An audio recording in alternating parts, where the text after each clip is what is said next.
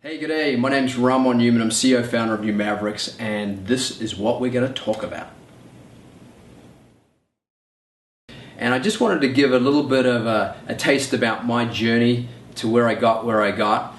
And as you can tell, I have a little bit of an accent. And if you can't understand my accent, then just add the vowels back in, because I'm from New Zealand, and New Zealanders tend to cut their words and their vowels.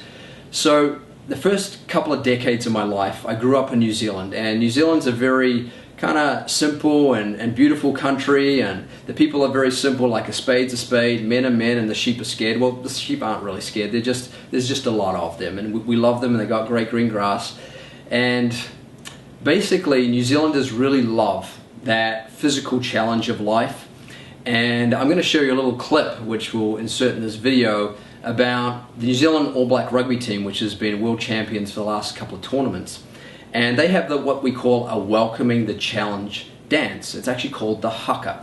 And it's quite a fierce thing, but the little story behind that is that it's not actually to intimidate the competition. It's actually to welcome the challenge, because when we welcome challenges in life, it gives an opportunity to grow and to progress.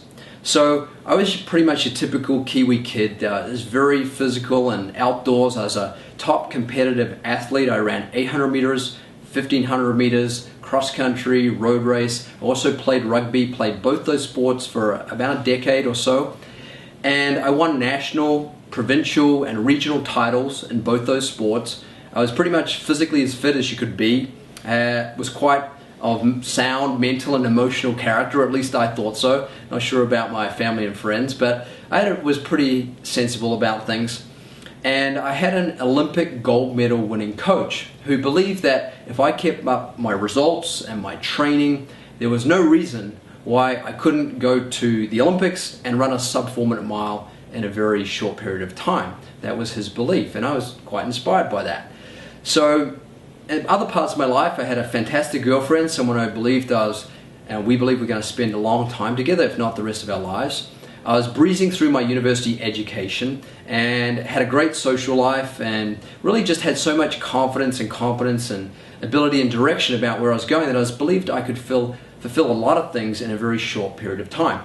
Then I had a training session with a former Olympic gold medal champion who also was the first man to break the world record in the mile by running under 3 minutes and 50 seconds. His name's John Walker. So we were doing some interval sessions, quarter mile, 400 meter repetitions where we'd sprint a lap and then jog a lap. We were doing it with a few other athletes. And I was doing 8 of those reps and he was doing 10. On the 8th one, I decided, well, this is my last one. I may as well see if I can really win this thing. So at the top of the home straight, I kind of put in my effort to do that. And when you lay down a challenge to a champion like that, you can generally expect a very competitive reply, which is what I got. So we had this little Chariots of Fire duel down the home straight. We finished about the same, but not only did it give me a huge boost of endorphins, but a lot of belief that, wow, maybe someday I could go to the Olympics and maybe possibly even win an Olympic gold medal. So John continued and did his last 2 reps. And on the last one, he actually ended up pulling his Achilles tendon, ruining his chances of becoming the first man at age 40 to run a sub 4-minute mile. Huge disappointment for him, and I really felt that disappointment because he had such an illustrious career, a lot of training and time he put in, and that was going to be the grand finale. So it was a huge disappointment, and I was kind of too young and ignorant and arrogant and incoherent and all the above to really recognize what that meant for me. What was that lesson for me? So about a year later or so, I missed qualifying for the World Junior Championships by a few seconds. My relationship with my amazing girlfriend just fizzled out. I'd become very unhealthy, had a lot of bronchial problems, had a lot of digestive problems. I was up most nights for about 6 months, and I'd become very unhappy and pretty disillusioned that I didn't feel like I had a soul's purpose anymore. I felt like, is life really worth it? So I had so much pain in my body and my mind and my heart that I drank a little bit more, I ate a little bit more, I kind of dated whoever seemed interested, just as a way to band-aid my wounds so I wouldn't have to feel them so much. But in actual fact, it just got more intense until I was really forced to reflect. Reflect that what went wrong, and more importantly, how can I prevent this sort of thing happening again in my life? So after I'd gone through that process of metabolizing my disappointment, you know, that disappointment that comes up in any way, shape or form. So I learned that disappointment ultimately is not punishing us, it's teaching us and serving us in some way, shape or form to really get back to being more vigilant and more vigilant about who we are, what we're good at, and what our purpose is, and to be able to take care of our vulnerabilities so they don't disrupt and derail us. So I went through that process and also realized that sometimes we have to adjust our motivations and intentions in life to be more in line with giving and serving rather than just always accomplishing for ourselves. And I believe ultimately we have to do both to feel complete. So it's about adjusting those what I call lower energy motivations that are really based on things like revenge or hatred or vanity or lust or anger or jealousy or false attachment of any kind. So once I'd done that, I kind of woke up to that wise part of myself, you know, that part of yourself that is always giving you the right thought and intention at the right time, but you're maybe not always open or receptive to it. Well, I was really receptive to it. So what my soul's purpose that was kind of revealed to me was that you need deeper, more profound knowledge on how life really works. So therein began my quest to really discover and learn and imbibe deeper, more complete knowledge, more holistic knowledge on how life really works in terms of evolving our health, our wealth, our happiness, our relationships, and our purpose in life. And as a result of that, I've been through many deep spiritual, mental, emotional, physical, and relationship and purpose transformations. And I've realized that ultimately gaining knowledge, real knowledge, which I believe is self-knowledge, has two components. It has that direct experience component. No good me telling you all about the strawberry without you tasting it. And then it has that really understanding and validating of that direct experience so you really own that knowledge and that experience and you can live it really lively and spontaneously on the level of your being.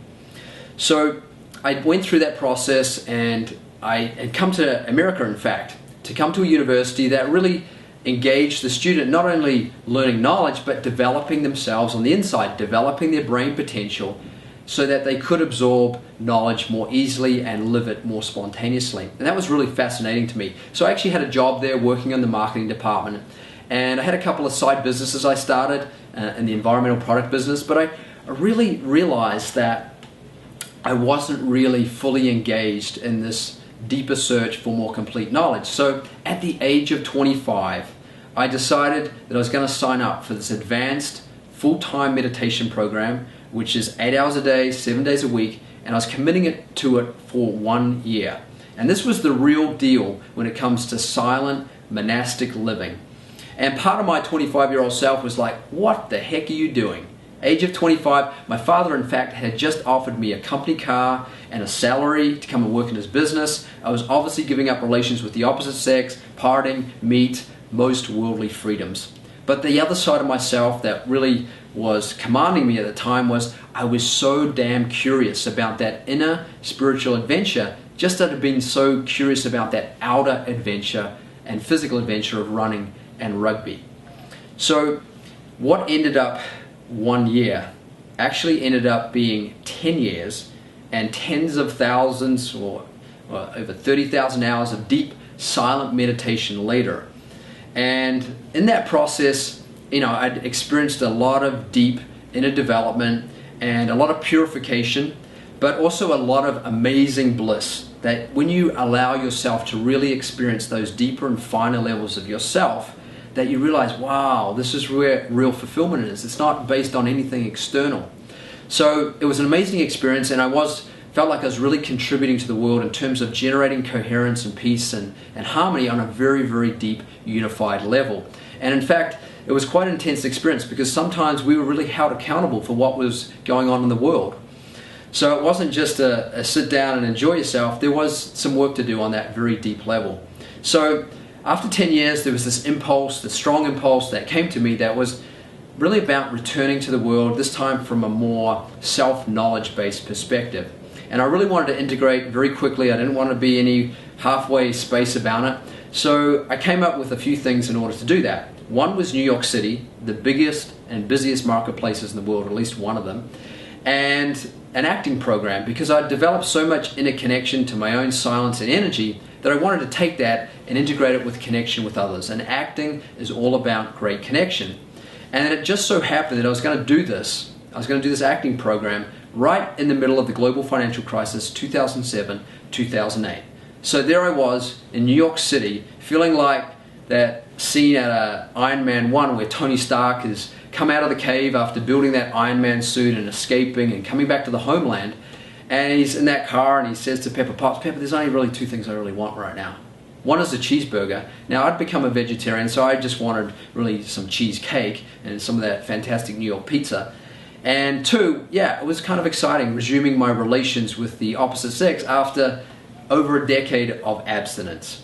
So there I was in this acting program, and I ended up doing a summer program followed by a year program. I was there for basically a couple of years. And I was having an amazing time, just really learning that deeper human psychology that actors go through to prepare for a role and play a role, and I ultimately realized that we're all actors, preparing roles and playing roles in life and serving the world.